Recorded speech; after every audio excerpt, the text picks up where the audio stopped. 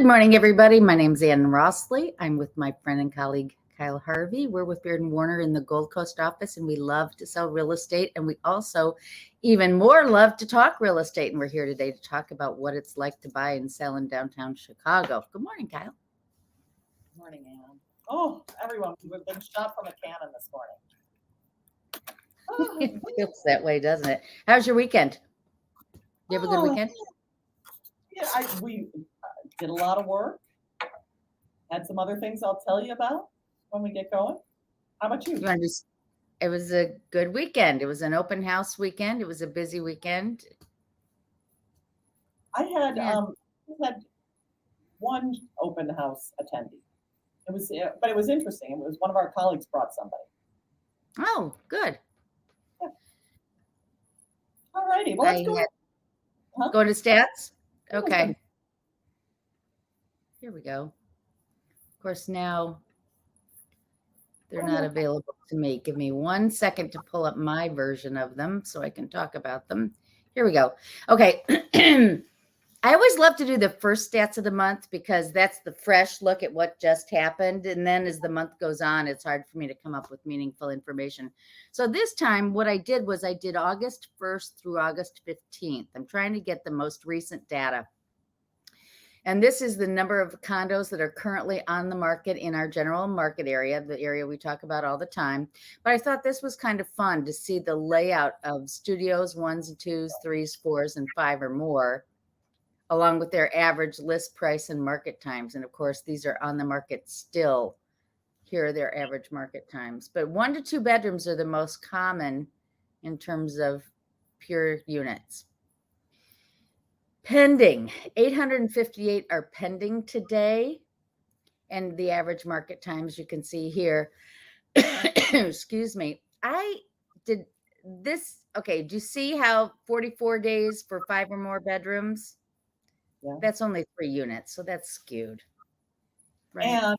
And go back one to active. Yeah, because for 5 or 4 that are pending, or not pending or active, they're 27. And look at how it's 5 million is the average list price. And 301 days. Yeah. So if it's a really highly sought after property, well priced, it's going to sell. Yeah, that's the lesson. That's the lesson. Okay, so closed first 2 weeks. And of course, you know that we have many more closings in the latter 2 weeks of the month than the first 2 weeks of the month. But so far, 347 condos have closed. And I thought this was interesting. Sales price to list price, right at 99%. You're going to talk about that in a minute. Of the original list price, they're still very high. And look at the market times. Well, that explains it. The market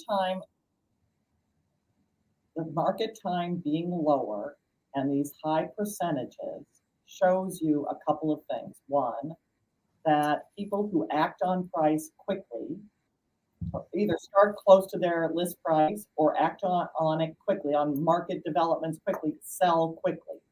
It's the ones that, with the market times being much longer, the active times are much longer, those are the ones that are sitting. Right, the ones that are off the mark. Yep. Very interesting. All right, let's look at single family homes. 270 currently on the market with an average list price, not a median, an average list price of $2 million, and market times across the board from 95 days to 157 days. Pending 95 are pending right now with an average sales price of $1.6 million roughly. Isn't that interesting that there are houses with 1 or 2 bedrooms? I think houses are at least 3. I know. It's out there. Okay. They could be close to land value at that rate, wouldn't you think? Yes. All right. So closed, we see average sales prices of $1 million to $1.9 million, depending on number of bedrooms. But look at this. These were obviously off the mark because the sales price to original list price, 80%. Yeah. Once they got the prices right, they sold right at list price. I found that to be very interesting stuff. All right, let's go through. This is the weekly for all of MRED, and this shows closed listings in the last, these are by week. So last week, 2,439 properties closed versus the same week last year, 3,528. Just to give you a sense, end of May, which is typically the most closings, although June was this year, 4,750 closed versus 3028 this year. So significantly fewer this year.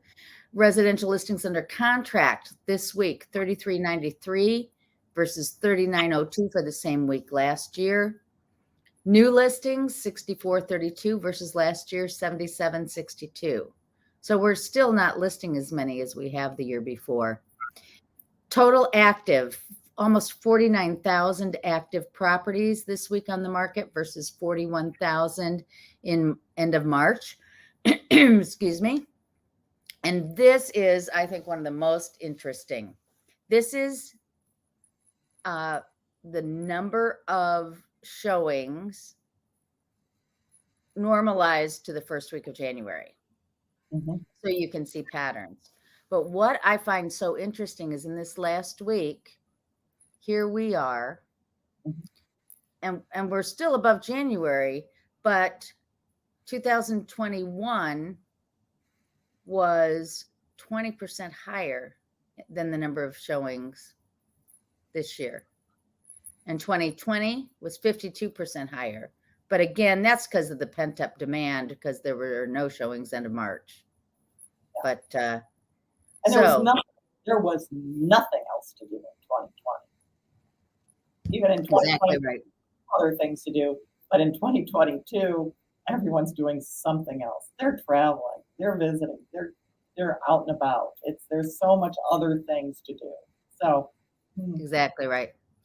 So that's that. Those are our stats. They're very interesting. And one of the things that we learned from Ann's stats from weeks ago, or the past several weeks, has been that it's still a seller's market in Chicago real estate. And I have two experiences representing buyers this week that we thought was sort of instructional. One, the first one I represent, I've been working with buyers to find a home in not one of the neighborhoods we covered, but a very happening neighborhood. And they wanted to make an offer on a home that they didn't want to pay anywhere near what the sellers were asking. And but they really wanted to make an offer because they liked the property. They think they could do something. But to take the property, to buy the property, they'd have to do a ton of work. Really effectively take a 2-flat and turn it into a single-family home, a decrepit 2-flat and turn it into a single-family home. Okay. And the list price started in the high 8s and had come down to $799, which was really good work by the agent. And these are the sellers are older people who want to move out, and this is one of their big assets, and they want money from it. Sure. We offered $550 because that $550,000 because that's what made sense for this buyer family, because they'd have to do a ton of work, and I totally get it. That's what with. Okay, so stop right there a second. Let me ask you this. Did they do what a lot of my buyers do, which is,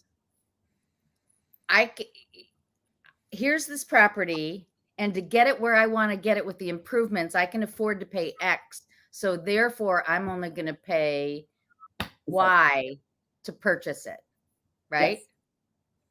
So it's listed for $799. They feel they've got to do some work to it, so they want to buy it for $550 to put in whatever they want to put in. Yes. So they're 5 to 7. So effectively, they're coming in at what, 75% of list price on their offer? Yeah.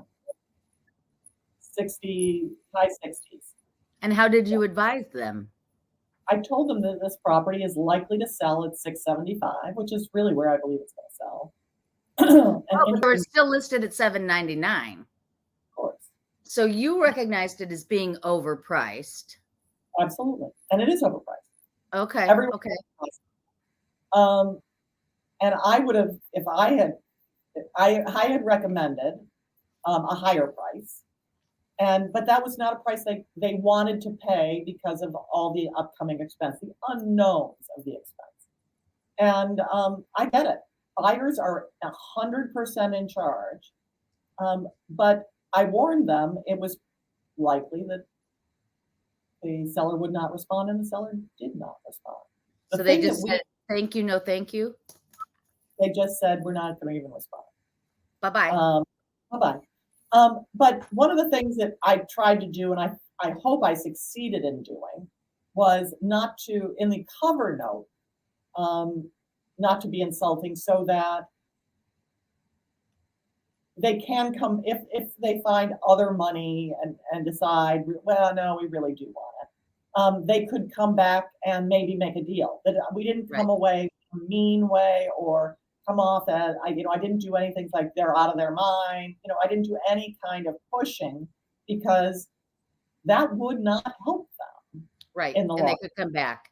So summary, buyers, we will give you our best advice. We will still do what you want to do, but it may not turn out the way you want, but that's okay, because that is part of what we do in our jobs. Is that fair? Yes. And I might have worked to try and come up with a deal. Then you come in with your inspection and your architects and your contractors and find out how much it's going to cost. And then you decide whether it's worth going forward at this deal, or whether we negotiate it down or whatever. But you can always back out because they were so set on really protecting themselves and getting a steal, which I respect. Right. I totally respect that. They won't know. They won't know. So don't you think, though, that the sellers could be more successful if they would do an inspection of their own property to know what they've got? Because here's my thought. When I present, especially a 2-flat or something that needs work, I lay out exactly when everything was done to the property, as I know you do as well. So the roof was done in this year. It was a total tear off. The electrical, it was totally rewired this year, blah, blah, blah, blah, blah, blah, blah, all the way down.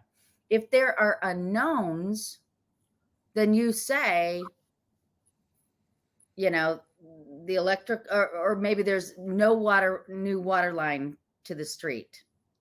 We have the old plumbing, so at some point you're going to have to replace the risers, but you can at least then know. And it sounds like your buyers had a lot of unknowns there. My buyers had a ton of unknowns. Which they should know. Well, this property is being sort of marketed like an estate. The people like an as-is kind of. Yeah, absolutely. And I have done that. Actually, I did represent not an estate, but again, like an estate, a 94-year-old seller who was moving in with family. And it was a little ranch house in Arlington Heights. And the first buyers did an inspection and walked away. Said, we can't do this. I said, can I have your inspection report? And they said, sure. Gave me the inspection report, and I handed it out to all of the other buyers, and we got a contract higher than we got with these people who walked away. So the point being, knowns raise values, don't raise values. But they add strength to the value you put on it. It's never going to be almost $900,000. But if you price it where it's likely to sell $675, and here's all the information, it'll sell in a minute at $675 with all that information. Yeah, so I think that's important. People have a good real estate agent who's really making it happen for you. So now your next story is about why you should negotiate quickly.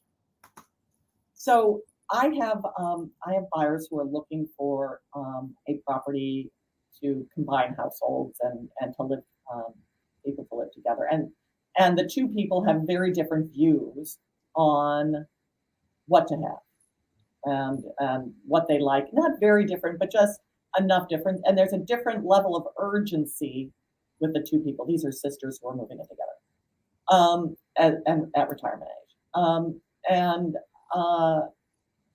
we've been looking for a while. Okay, and they found a house that they really liked. We put it was at $729,000 list price, and we offered 705, and we gave ourselves 2 days to accept the offer, thinking I'd hear back that evening. 48 hours later, they come back, and the story is this long, involved story about how the sellers really wanted to list it at 759, and the list agent wanted to put it much lower, and blah blah blah blah blah. And they refused to come down a lot. And by that time, my buyers had cooled. Come back fast. So they walked away. They said, "Thank you, no, thank you, bye bye." We decided we don't really want it.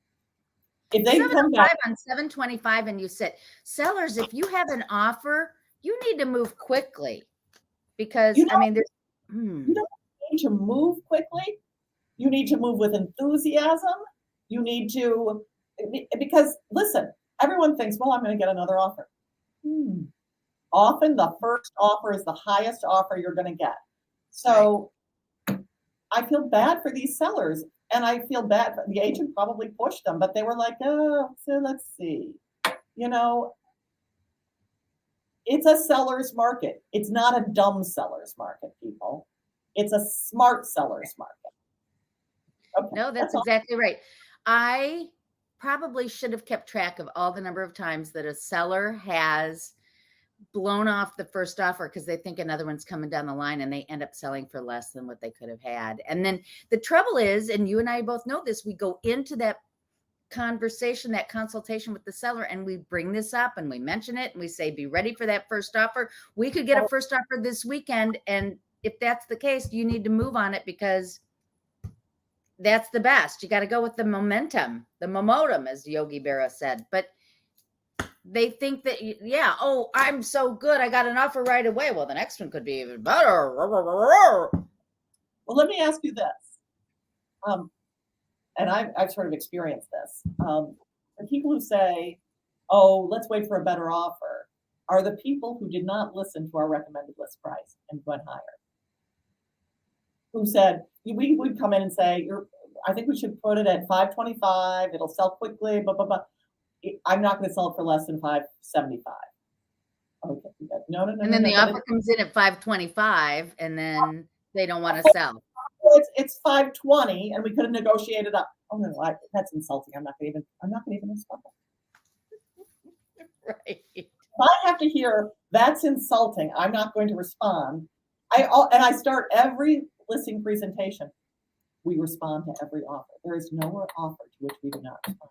It can be $1.50, and we're going to say, well, I'm going to take $1.50 off of my price. Let's get serious. But we're always going to engage. And they're like, oh, yeah. And then an offer comes in, it's a good offer, and they're like, I'm not. Yeah, right. Sorry. I'm going back to this is the theme of the month for me, because people see properties online. They think that they have insights into the market that we don't have. And that's just not the case. That's not the case. We study.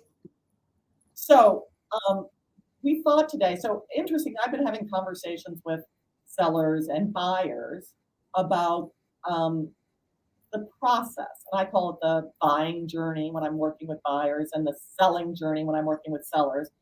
And I always go over it the first time, and people are like, yeah, I watched Selling Sunset. I know how it works. And the answer is, no, they don't, and they don't remember. So we thought it would be helpful to you folks if we put out, at least we're going to do today, the selling journey, the process, and we'll share it with, when we talk about various aspects of it, we'll come back and refer to this.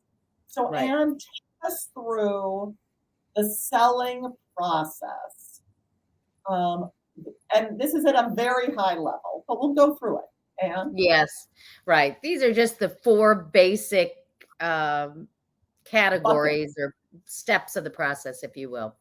There's the pre-listing, where you're deciding to sell, you're interviewing the agents, you do all the paperwork, get your property ready to sell, blah, blah, blah. Then you have the listing where it's live, it's on the market. That's step number 2. That's when the advertising, the direct mail happens, the open houses, the brokers opens the showings. We're giving the feedbacks and reports, and we're doing the market analysis. All right, then you get the offer. And, this whole negotiation is something unto itself, which we were just talking about with Kyle. What are the terms, the primary terms, the price and closing date? What are the secondary terms? Buyer's pre-approval, negotiating a win-win contract. Let's talk earnest money, attorney review, inspection, appraisal, condo approval, and survey. And then there's the closing. There are a couple things leading up to the closing. There's the buyers getting the clear to close, dealing with utilities, moving out, doing the walkthrough, home warranty, yes or no. Do you as the seller attend the closing? What paperwork do you need to keep? And of course, we need to speak about wire fraud. So that's the high level. Yes. So what would you like to talk about today? Well, so for example, the 2 stories I told fall into the number 3, the offer, how to deal with offers, negotiating win-win contracts, and all of that. But some of the questions I got were recently, what is an offer going to look like? How are you going to know, Kyle, that an offer is backed up by the funds in which to buy my place? How do I know my buyer's going to get to the closing table, right? Exactly. And Anne, how would you respond to a question from a seller? How are you going to know, Anne? Well, first of all, we don't even engage unless we have a pre-approval. And depending on who the pre-approval is from, if it's a lender I've worked with in the past and I know how they work, then I can trust it a little bit. But I still like to talk to the lender, get the details on these people, make sure that indeed the credit was pulled, make sure that they have put them through automatic underwriting, not just said, and seen the documents too. A lot of these lenders now let you just upload the documents and it's very simple. But, you could have John Doe come in off the street and say, yeah, I make $500,000 a year and I've got 800 credit. And some jamoke lender writes up, oh, they're pre-qualified. Well, that's a nothing. Versus going to Key Mortgage, where they get all the documents uploaded, they've pulled their credit, they've put them through automatic underwriting, they've had a consultation where they've said to them, these are what closing costs are, this is what down payment, now this is all the cash that you need, and they confirm that they have the cash. Boy, that was a long-winded answer, but yes. No, and it's great.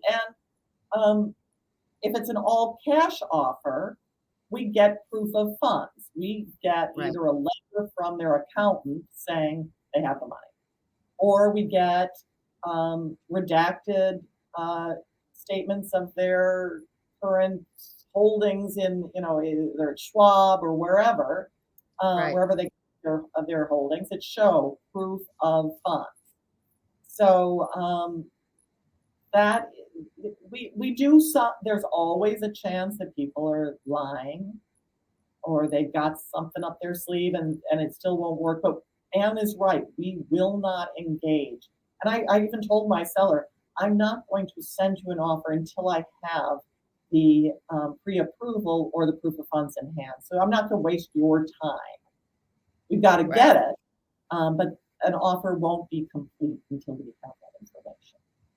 Yeah. Right. Yeah. Here's one question I get from people, and sometimes from arrogant sellers. They'll say, I don't want anyone coming in my place who isn't pre-approved. Right? How do you answer that one? Say don't. don't limit yourself like this, because most people who are serious and serious enough to make an offer, they will have a pre-approval. They will get one. And at some point, we have to trust our colleagues, right? I mean, I once was working with an agent who every time, and she is a high-end agent, does luxury business. Every time I would go to make an appointment with her, she would ask the name of my buyers and like would Google them and do all this search on them before. And sometimes, depending on who the buyer was, I would tell her who it was. Sometimes I would not, because my buyers deserve their own bit of privacy as well. But if somebody makes an appointment with me, I have to trust that they have pre-approved their buyer. Yes, agreed. And sometimes for lower end properties, I understand that I'm very high end, but for lower end properties, are people like, I don't want to have to, I want to guard my privacy. I don't want to have people in here who have not been pre-approved. You never know who they're looking for. You never know that it's not. I've got a friend. I've been asked to go through this and come in and do something for somebody else, and you just don't know, unless you are somehow a famous person who's going to have your stuff or the way you live broadcast on the internet in some fashion. You can't be too precious. Right. And I understand how families with young children who nap, for whom getting out of the apartment or getting out of the house is a big deal. I can see that. But then you've got to let us do open houses so that we get enough buyers through. I mean, it's really about understanding that marketing the property is all about letting people see it, not hiding it. Right. We can come back to this next week. Can I show you the 4740 Paulina that just came on, since we're getting close to end time?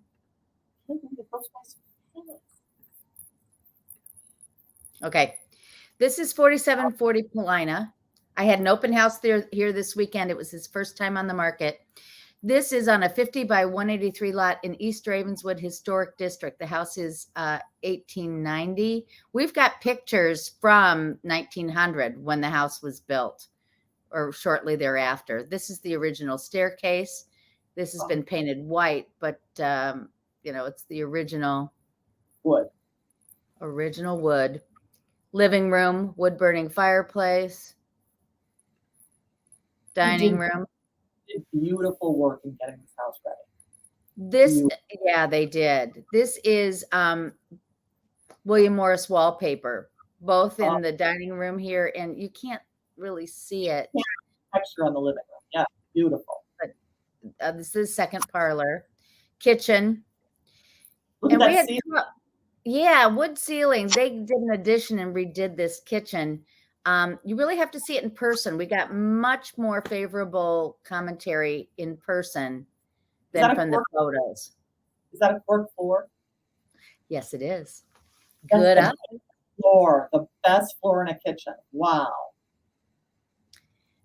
Oh, gorgeous. Area. Okay, so this is the back deck. Butler's pantry. Here we are back in the foyer and upstairs. Primary bedroom. What's front the air bedroom? Situation like? Pardon? What's the air conditioning situation? Central? Central air. Central air. Yep. This is the back bedroom. Big enough for an office. This is the red room. Could be an office or bedroom. Bathroom. There's only one bathroom on the second floor right now. There's also a half bath, but and this is the first floor full bath. But look at this backyard. I look forward to hearing that you've got an offer next week. Oh boy, I hope so. So, I mean, here's the deal: 50 by 183 lot for $1,250,000. It's going to sell this week, guaranteed. It's just a sensational property. You can go up, you can go down, you can go back, and you're in a neighborhood where, Jed Hoyer had his house, Rahm Emanuel, very, beautiful. So that's and that. Beautiful street. Oh, yeah. Love it. So that's that. Anything else on your mind? one of the things we'll talk about more next week is when things go wrong, where do they tend to go wrong on this selling journey, so that sellers are prepared and not freaked out when the bad thing happens. And deals are fragile these days, and that's what we're receiving. We real estate brokers get a lot of details about deals falling apart all around the country, and it's because buyers are thinking, it's much more expensive to buy now, and so they're sharper. So anyway, we will talk next week. How to avoid the avoidable. Yes, please. Sounds good to me. Good to see you, Kyle, as always. Thanks for watching. Send us your questions. We look forward to seeing you next week. Bye-bye. Bye, everyone.